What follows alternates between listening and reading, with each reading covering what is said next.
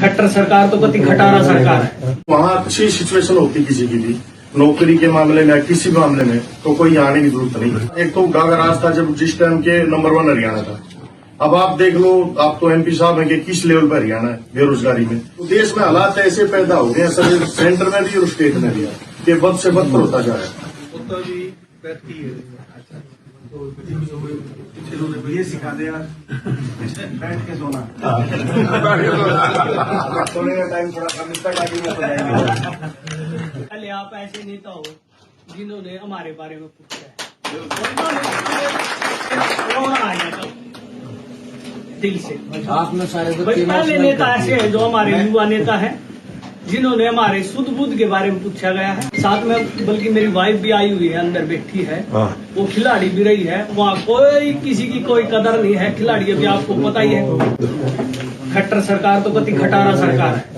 अपने जितने गांव के जो ग्राउंड जो स्टेडियम में गए थे ना जी, या तो जैसे फौज में भर्ती का शौक था हमारे कई आधे हरियाणा को, तो सुबह इतनी भीड़ लग जाती थी प्रैक्टिस की, या खेलों के अंदर एक अच्छा एवेन्यू मिलता था अपनी गवर्नमेंट में।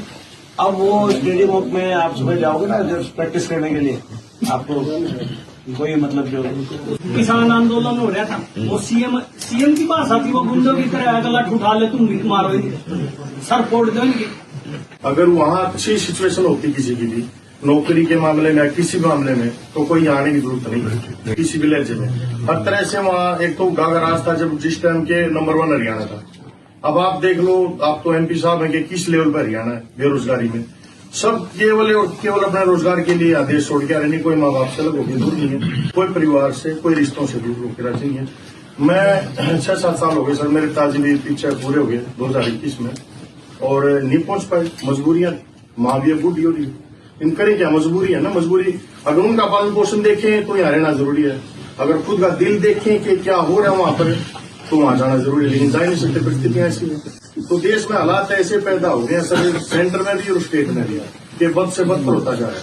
तो इसलिए हमारे को आपसे अपील भी है और आप कर भी रहे हैं ऐसा। आप पहले ऐसे नेता जिसने प्रवासियों का जो भी है, प्रवासी जिनका हालचाल जाना है, दुख सुख की बोला, और सबसे बड़ी बात आपने बोली थी कि बिहार से तुम अपने घर फोन करके बोलोगे कि आपका एक बेटा यहाँ है तो एक बेटा दीपेंद्र आपके घर पे वहां है। ये बहुत बड़ा स्थान है।